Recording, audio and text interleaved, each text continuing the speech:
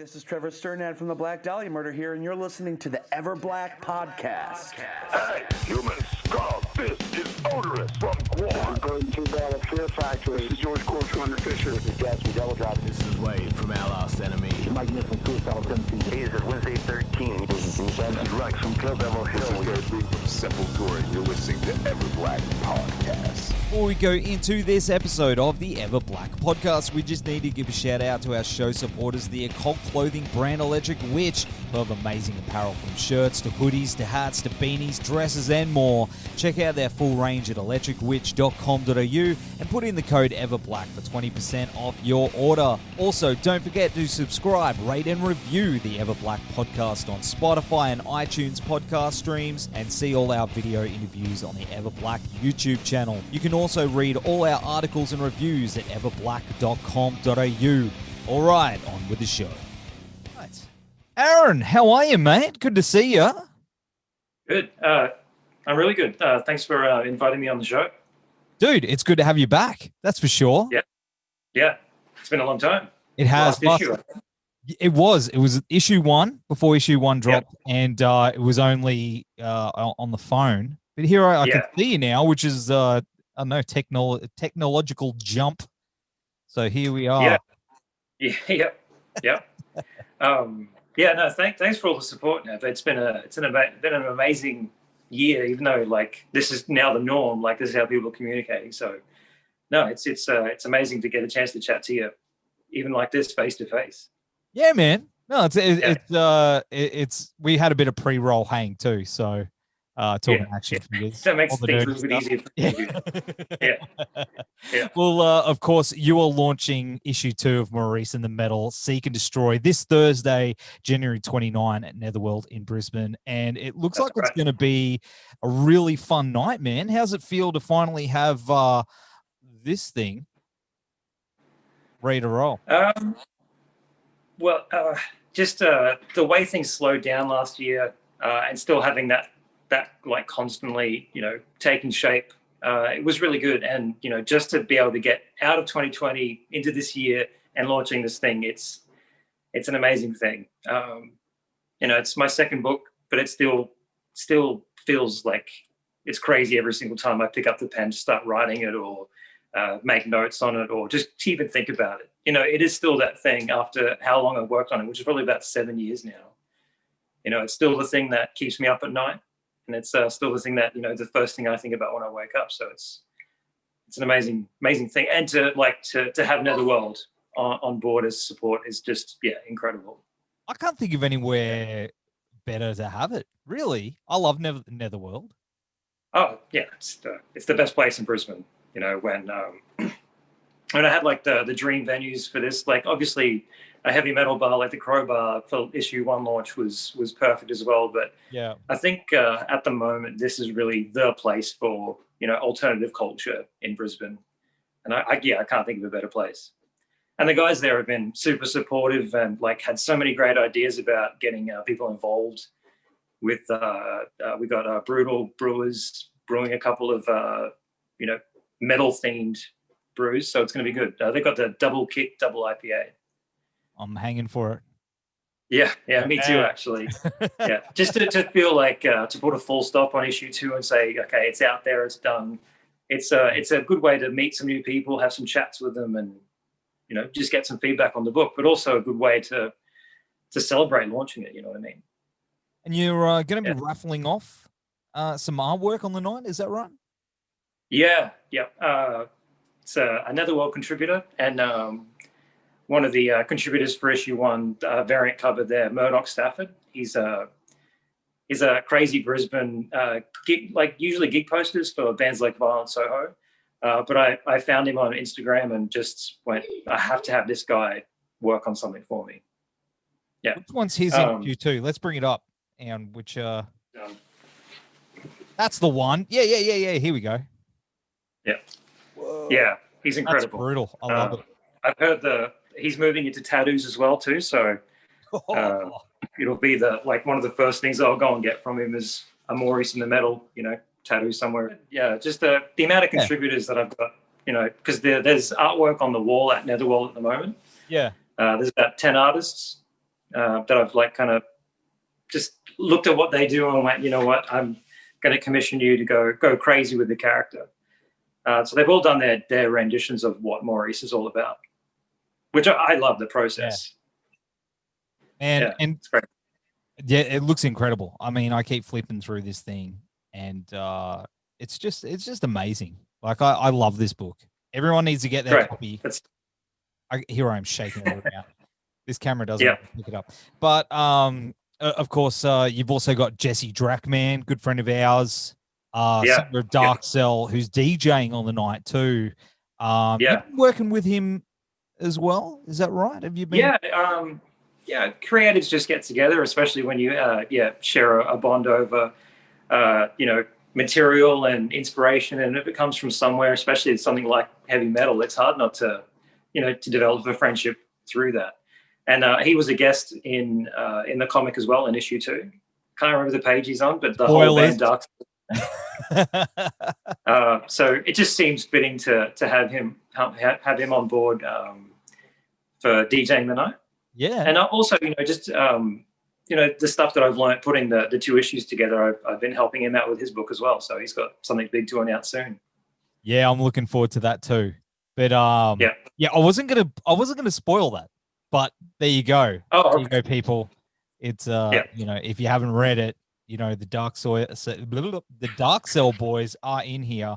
I'm not going to show it. I just want people to no figure it out if for you want to see themselves. what they look like. Yeah, it's cool. Yeah, man. Yeah. Whatever happened to that? Everyone's all about the spoilers. But of course, talking about spoilers without really going into it, the first page is quite a big emotional reveal as well. It is, and I was thinking about it, and as I was writing the story, I'm not going to give anything away for the reader, but when it comes to how this reveal happens, I couldn't think of any other way.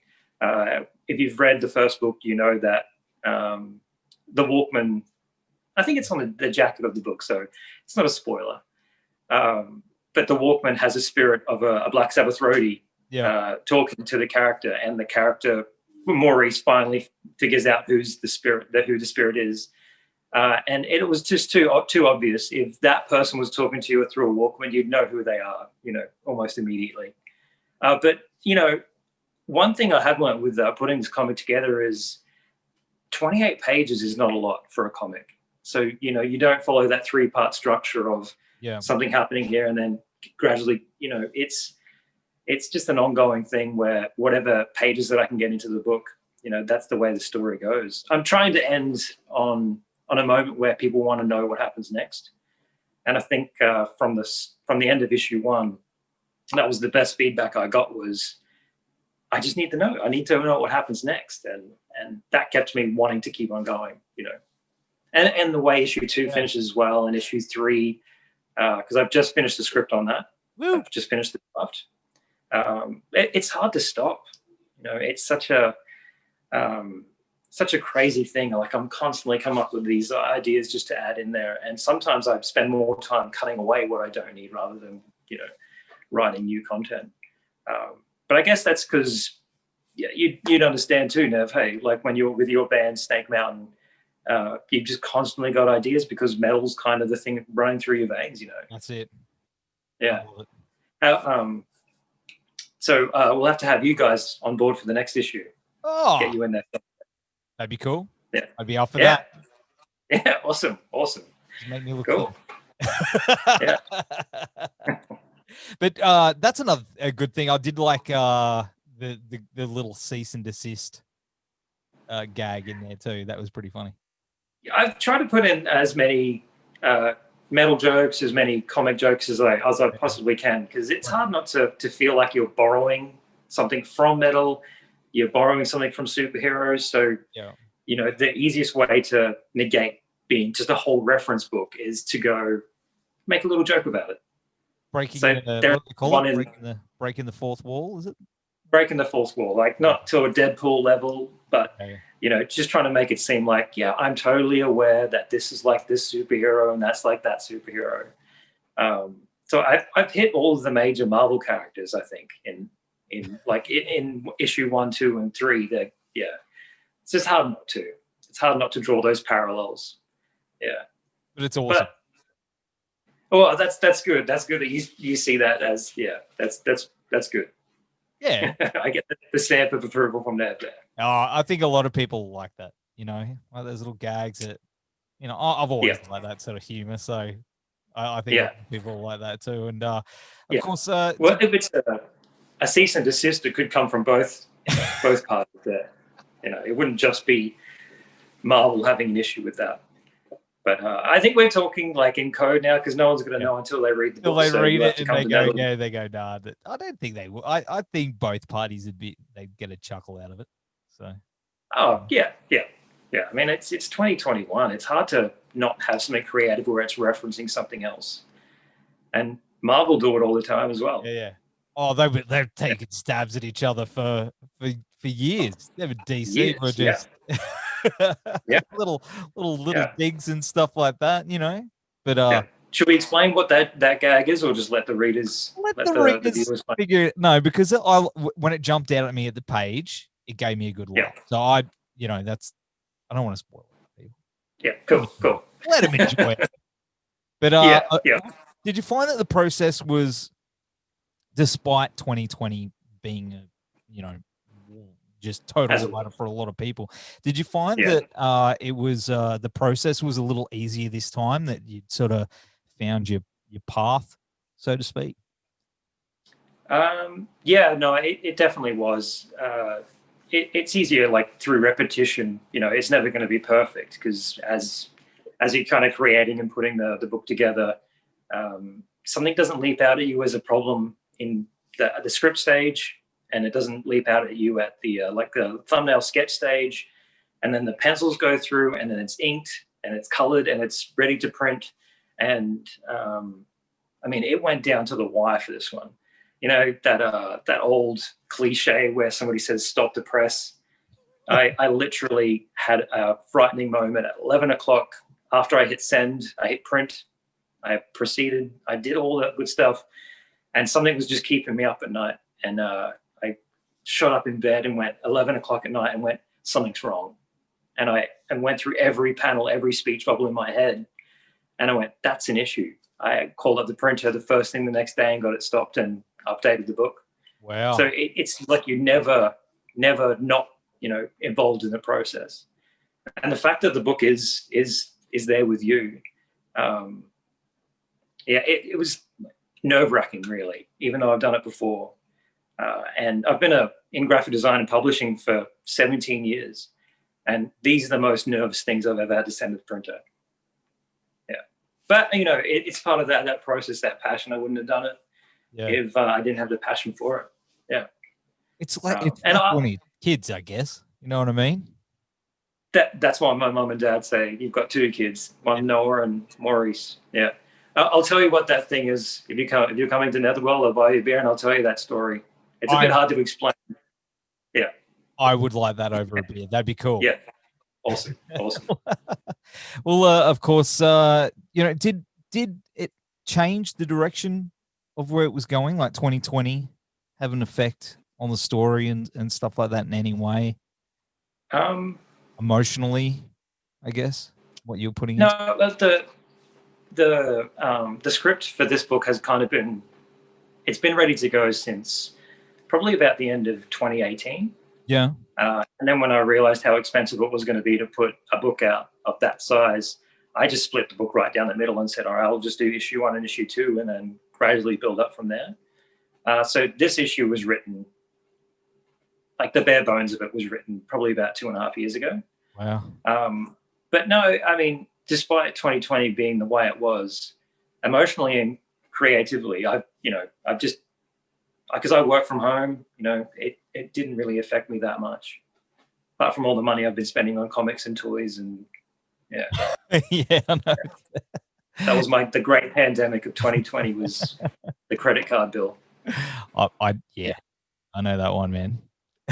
I'm still going through it. And I should have been spending it on my own comic rather than buying other comics. But yeah, no, it's just the way it went. But it didn't affect the creative process.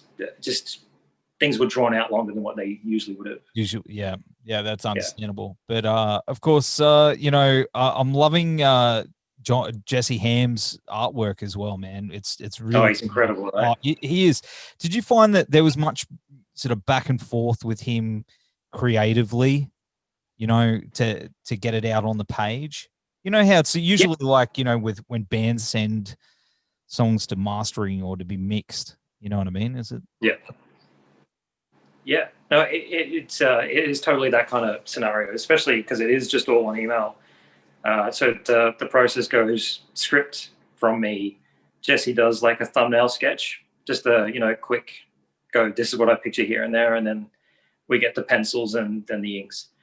But at times where he would be going, I can do this panel better than what you suggested, I go, that's okay, because that guy's just drawn an amazing amount, produced so many books. And at times I often think that he's drawn more comics than I've actually read. So for me to get him as the illustrator and not listen to his constructive feedback, then, I wouldn't be a good collaborative creative in that regard. So he definitely did make parts of the book his own. Other parts where he suggested something and I go, no, you know what, I do want to see Maurice in this light. I do want to see that there is a big size difference between him and some of the people that are fighting him. I want to make it seem like he is still the underdog. And especially the cover. The cover was a lot of back and forth. But I'm glad where the cover did end up. I did want to make it feel like Maurice was actually up against a lot of, this was going to be the challenge for him as a test for his level of superhero. Even though I'm not sure he's a superhero at all, really. Yeah. Sorry? In a way. In a way he is, but he wouldn't. I guess he would, but I'm never going to write it where he's saving somebody from getting hit by a car. Yeah. He's just there to save heavy metal. Yeah. Hey, it's an important thing. It is a very important thing. It is. Yeah. Yeah. Absolutely. Yeah. Yeah. No, he's a superhero. He's mine. Well, that's one thing I was going to say is where would you like to see it go next? Obviously, you're working on issue 3, but maybe an animated series or even, hey man, action figures. Oh, I tried to connect with some people who make like those indie action figures. We've already seen the Bernie sitting down with the mittens. There is toys for that already. And I've reached out to a couple of them, but, just either they're too busy, got so many other, commissions coming through. But yeah, I mean, I'd love to see this on everything. Yeah, I don't want to sound like I want to sell out or anything, but just the fact that it could reach more people, that's really what it's all about. Animated series, that would be fantastic. How could I not say no to that? That'd be awesome. Crazy. Yeah, and it would work, right? Oh, it'd be the best thing in the world. I mean, we haven't had a metal theme show since Death Clock went off air. Yeah. Yeah. So we need. Yeah. It's like we need something. We need something, and that is that something. Maurice is that something. I believe that Maurice is that. Filling that hole. Yeah. That's awesome. Well, I'll start writing a pitch and I'll send it to Netflix and say, hey, look, we've got 2 guaranteed viewers. Dude, you never know. You say that, I know you said it well, but you never ever know. No, I know. I mean, I'm making this for an audience. I'm making it for me as well. Yeah. So yeah, the more people that get to see it, I see it as as animated series, then a movie, and then all that craziness. Theme park ride. Yeah. Guys, limit, bro. It would be crazy, right? Yeah. Yeah. A 3D band, a cartoon band like the Gorillaz. That'd be sick. Yeah. Of course, I could go crazy thinking about all that stuff, but to have an action figure next to some of yours there on the shelf, that would be crazy. I've got my sticker here. Yeah. Where is it? There. You do. Yep. I need one up here, man. I'd have him riding Battle Cat back Yeah. here. And I'd give I him would be honored for it to be right next to Battle Cat. I'd take this little sword off my little Peter Dinklage, and he could have that too. And he could be riding Optimus Prime instead. Yeah. So I mean, it wouldn't be that hard to make him, right? He's just an average-looking kid with long hair I don't know, man. and a battle jacket. Yeah, but I don't know. I think he's cooler than that. Like looking at he would like he'd that. have like his drum symbol there attached to his arm like Captain America. Yeah. Yeah. No, it would be so cool. I'm trying to find one. Yeah, dude. But the whole drum kit. Yeah. Man. Hear me. I'm the one that I'm like, hey, take all my money. Take all my Yeah. But, no, it would be crazy. You know, obviously I've thought about the TV show and, you know, who I would cast in whatever role and how I see it working. And, you know, it's just crazy. But sometimes I think that can be like a bit of a distraction where you want it to be and it can get you down and it's not there, or it just seems like it's so far away. But for me, I just want to write a good story. You know, I just want to create something that wasn't there before. And now I'm definitely a better person after creating this. You know, I put all this experience into practice and all this passions come from it. So, you know, I'm definitely a better person after writing it. And I hope the readers feel a bit better about, you know, loving the things they love after they read it. Hopefully it rings true for them. I'm not trying to be a poser about it. You know, I actually do listen to quite a lot of metal. Sorry? No way. But the thing is, the feedback is like everything I see online as well, like is really good. Like everyone loves it. Yeah. No, there is a lot, you know, especially from people who I wouldn't have thought to get feedback from. Lots of, you know, 10-year-olds and 12-year-old kids have gone like, yeah, I love it. I love what the story's telling me. I love the fact that my book might get them into metal. You know, what a great thing to say. I mean, not for their parents, but for me personally, that's an amazing thing. Yeah. I mean, I think these days, especially, it's I was having this conversation that metal seems to be not as well live music. Kids are liking the TikToks and the, you know what I mean? So anything that they can get that's gonna help them get into the live music or playing instruments and stuff and getting into music is what I think is super important. You know what I mean? Yeah. And I guess it's probably harder now and easier in other ways. Yeah. But so to cut in on somebody's day and say, hey, read this book, you know, that's actually really difficult to do. Because there's so many distractions, so many things where if I don't hook somebody with what the book's about in the first 30 seconds, they might never give it another go. But to get a kid reading that book, like that's an amazing thing for me anyway. Yeah. And I think that's because they'll see the story and they'll see themselves in that. I think that he's I think the story's relatable. I think anybody who's grown up with a sibling where they don't like the music you don't like, I mean, they don't like the music you like. Yeah. That kind of rivalry even in a house is something that most kids could relate to. One of my friends got in contact with me and said, I caught my 12-year-old son up late at night reading your comic book. So thanks for that. Like that, they were upset that they were staying up too late, but they were staying up and reading. So if he's watching this, shout out to Hudson, very metal kid. That's awesome. Very much. We need kids like you. Next generation, we need them to carry the metal. Yes, definitely. Yeah, keep it alive. That's right. It's never going anywhere. Hey, like Black Sabbath's first album came out like 50 years ago. Like that's a pretty short history, right?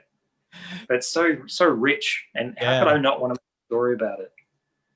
It's crazy though, man. Like, and when kids are talking about when the metal kids are talking about like bands like Black Sabbath and stuff, it's like they weren't even born and they love it so much, you know? Yeah. Well, I mean, I'm writing a story about the Bay Area thrash scene, and I was only 2 when Metallica were, you know, out and about doing gigs. So, you know, whenever anybody says, why'd you make the story set there? I went, well, you know, it's about metal. But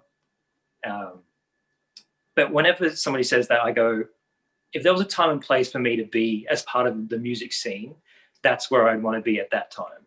I can't think of a better like genre of music and have such a small community being so feverish about what they were doing. And just to get like so demonized in America, that's really what the story's about. It's about a lot of stuff, but it's about how metal was demonized. And as much as I do like Metalocalypse and Deathclock, getting away from the demon part of it, thrash metal was just a bunch of bored punk kids that were like looking to make some noise. Like, it's true. So there's nothing wrong with that. Yeah. So, you see all those old photos of Metallica and they just look so bloody happy. And now they look so depressed. You know what I mean? It's like, go back then. Go back and get hungry for, metal again. And you'll just start writing better tunes. It's true. That's just my opinion.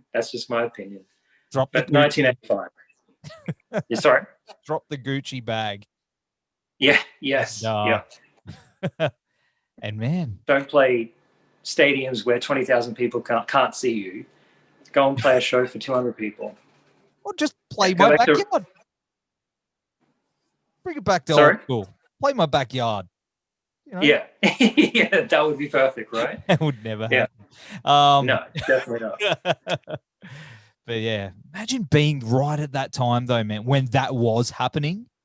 When you'd rock up at a party, with your bullet belt, your battle jacket, and you'd rock up and you'd be like, there's a band playing in the backyard. And it's like, who are these guys? Oh, it's like Van Halen. These old flyers where it's like, these bands playing. Well, you've dropped out.